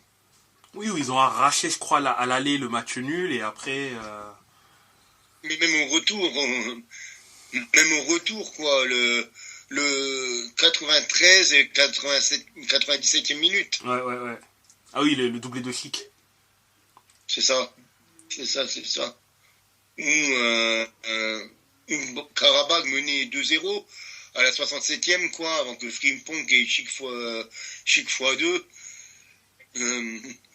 arrache vraiment la qualification. Il n'y a vraiment pas d'autre mot, quoi. Donc là, contre ce West Ham là, ça peut être compliqué, mais ça peut être compliqué. Et franchement, là, de toute façon, je vais peut-être être méchant, mais à part Marseille, je ne vois pas une équipe se décrocher des autres, quoi, pour la victoire finale. Si je devais mettre une pièce, je mettrais soit Liverpool, soit Leverkusen. Mais que ça soit la Roma, le Milan, West Ham, l'Atalanta ou le Benfica, c'est pour moi des vainqueurs crédibles, des vainqueurs potentiels.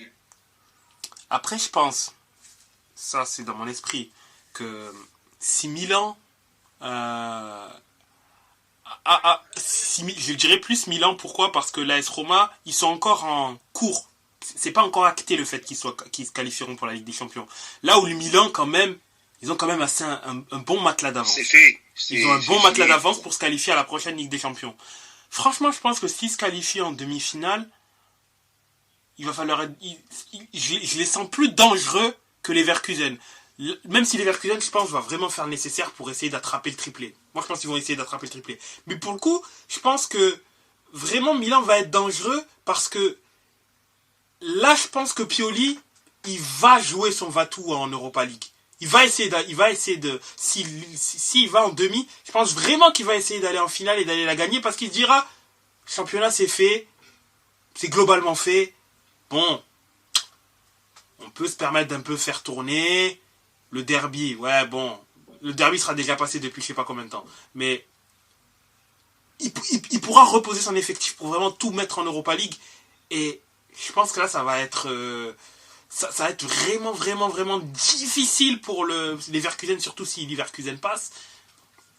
Parce qu'ils vont tomber sur une équipe qui, ben en fait, qu'elle gagne, enfin, si elle perd, tu te diras, tu perds contre quasiment l'une des meilleures équipes d'Europe qui ne joue pas la Ligue des Champions.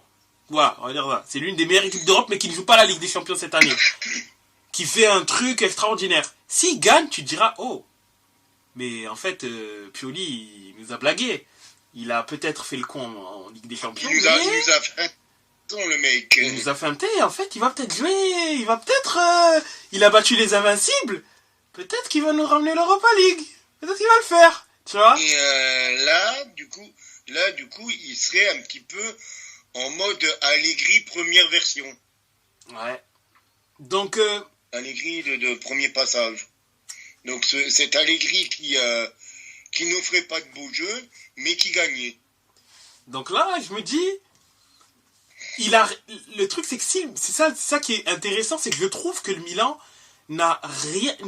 s'il joue contre, bien sûr, les Leverkusen, hein, ils n'auront rien à perdre, mais tout à gagner. Et je dis pas rien en dénigrant le Milan AC, mais c'est juste que ils perdent, on va dire, mais les Leverkusen, ils sont extraordinaires cette saison, ils marchent sur l'eau.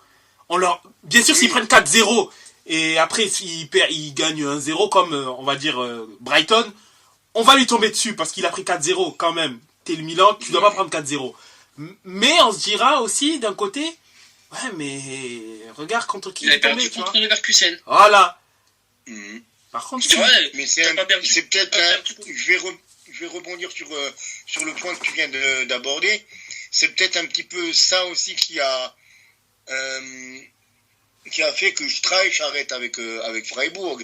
Je pense qu'il s'est dit, là, avec toutes les années que j'ai faites, je suis arrivé au bout du process, avec cette équipe. Ouais. Et j'ai monté Fribourg aussi haut que je pouvais. Et même quand on monte et qu'on fait plusieurs saisons, la Coupe d'Europe, là, quand on joue vraiment la Coupe d'Europe, quand on la joue vraiment, on se fait gifler par un West Ham 5-0, quoi. Ouais, c'est ça. Mais ça va vraiment... Ouais, cette partie-là du tableau m'intéresse vraiment, vraiment, vraiment beaucoup. J'ai vraiment hâte de voir ce que ça va donner ces 2 matchs, enfin ces 4 matchs, puisque c'est double confrontation, et de savoir qui va passer en demi-finale dans cette partie-là. Parce que là, dans l'autre partie, globalement, Liverpool c'est l'OVNI dans l'autre partie. Mais en bas, tu te dis, en fonction de qui passe, ça peut être... Et puis bon, faut peut-être pas vendre la peau de l'OM avant d'avoir joué le match contre Benfica. Ah oui, attention, sur ça je ne dirais, mais moi j'ai vraiment fait un focus sur Liverpool, où dans cette partie-là, l'OVNI c'est quand même Liverpool, on va pas se le cacher quand même. Oui, évidemment. Qui eux aussi sont sur un potentiel triplé, avec Avec la Première Ligue et la Cup, qu'ils ont gagné la coupe de la Ligue. Donc, Carabao Cup. c'est ça. Donc, et en plus, il y a les adieux de Klopp, etc. Tu peux aussi être potentiellement sur une finale Liverpool contre le Bayern, Liverpool, Xabi Alonso. Tu vois, c'est l'histoire encore une fois. Mais ouais, je sais pas, moi je suis hypé quand même hein, sur ces quarts d'Europa et je me dis bon, pour assister à des bons gros matchs. Et la petite info, c'est que je serai au stade pour ce Leverkusen West Ham. Yup. En effet. Donc encore un déplacement. Là, pour une fois, ça sera peut-être un vlog, une petite vidéo qui sortira assez rapidement, parce que beaucoup moins de matériel à sortir, quoi, par rapport à mon trip anglais qui sortira, comme je l'ai dit, prochainement, mais encore pas tout de suite. Mais oui, il y aura de toute façon des réactions en live au stade, quoi. Et je vous ferai un petit truc, quoi. Ne serait-ce que au moins pour les réseaux sociaux, quoi, avoir 2-3 vidéos et puis après le reste on verra bien. On verra ce qu'il y a à débriefer, on verra ce que le football nous donnera. En espérant que ça soit également comme tu dis, cette Europa League là n'est encore pas finie, elle n'a encore pas rendu son verdict. Ouais, franchement, c'est... Moi, j'ai hâte. J'ai hâte de cette semaine européenne et de voir ce que ça va donner. D'ailleurs, Lyon, comme je l'avais indiqué tout à l'heure, hein, lorsqu'on parlait de Ligue 1, finalement, ils ont réussi à remonter Nantes. En partie en remontant très rapidement via Lacazette et le petit jeune... j'ai oublié... Fofana. C'est ça, Fofana. Et Orban a marqué le 3e but, pour le coup. Lyon qui... Le pire cauchemar de certaines équipes est arrivé. Lyon maintenant est 10e à 1 point de Marseille, de Rennes, 2 de Reims, 5 de Lens, 6 de Nice. Il y a un Lens OM qui se profile dans pas très longtemps. Par exemple. Un Reims-Marseille qui se profile dans pas très longtemps. Je dis ça, je dis rien. Là où Lyon... après Lyon, attention. Hein, ils ont un calendrier qui est costaud. Ils vont prendre Brest, Paris, Monaco et Lille. C'est plus que costaud. Je le concède. Plus que costaud. Après, ils sont tellement dans une dynamique positive que pour le coup, s'il y a bien une équipe qui est capable de faire... de pouvoir enchaîner les bons résultats, mine de rien, c'est eux. Mais à voir ce que ça va donner. À voir ce que ça va donner, mais en tout cas, là, pour le coup, s'ils font une suite de résultats positifs, là, je pense que l'Europe, il y a fortement moyen qu'ils y aillent. Hein. Je pense que ces 4 matchs-là, s'ils les négocient, s'ils prennent au moins, je pense, sur 3 x 4, 12, s'ils prennent déjà 6 points sur 12, c'est beau, hein. C'est beau et je pense qu'il y a moyen de rattraper leur retard sur les autres équipes. Après à voir. Mais en tout cas, attention. Attention.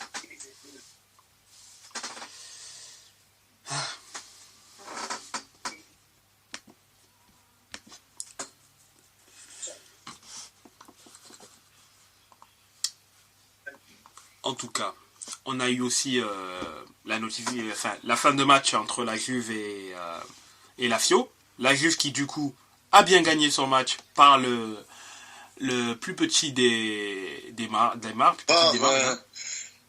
Oui, c'est ça. Et vraiment un match très compliqué. Une seconde période très compliquée où on a serré les fesses du côté de la Juve. et du côté de l'Allianz Stadium, parce que vraiment, si la FIO avait été un tant soit peu réaliste et avait cadré quelques frappes, ils auraient au moins décroché un match nul. Pas qu'ils ont fait 15 tirs contre 7 par rapport à la Juventus, mais les deux équipes ont cadré 2 fois. Donc on s'impose 1-0. Victoire précieuse. Dur mais Première précis. victoire deuxième victoire en 10 matchs.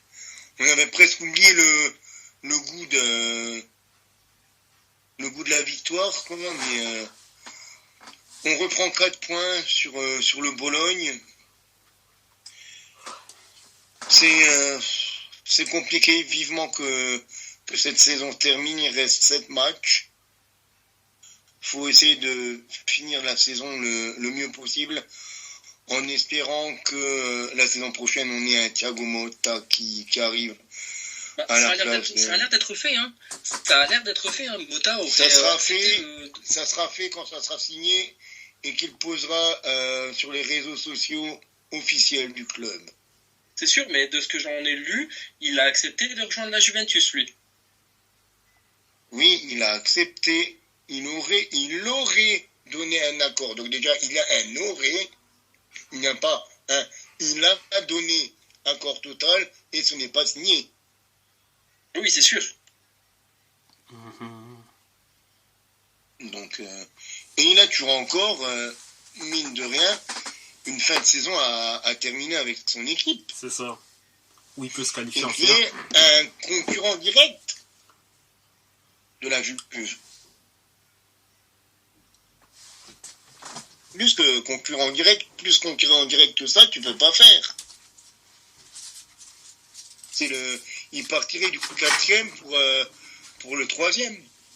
C'est ça, exactement. Donc vraiment, tu peux pas faire plus proche, quoi. Donc il faut d'abord laisser Motta terminer son exercice avec le Bologna. Et après le faire venir chez nous. Mais évidemment que je l'attends comme le Messi. Moi. D'ailleurs, j'attends n'importe quel club, n'importe quel coach comme le Messi pour nous débarrasser de l'espèce de machin qu'on a sur le banc.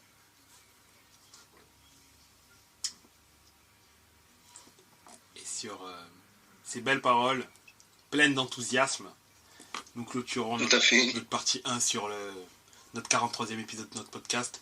La suite sera demain au rendez-vous dans lequel on parlera de la Première Ligue, de la finale de Copa et également des matchs européens sur lesquels on donnera notre avis et nos petits pronostics là-dessus. Sur ce, passez donc une excellente fin de soirée et un bon début de semaine à tous. Bonne soirée, à Bonne demain. soirée à tous, à demain. Salut. Ah, ciao à tout le monde.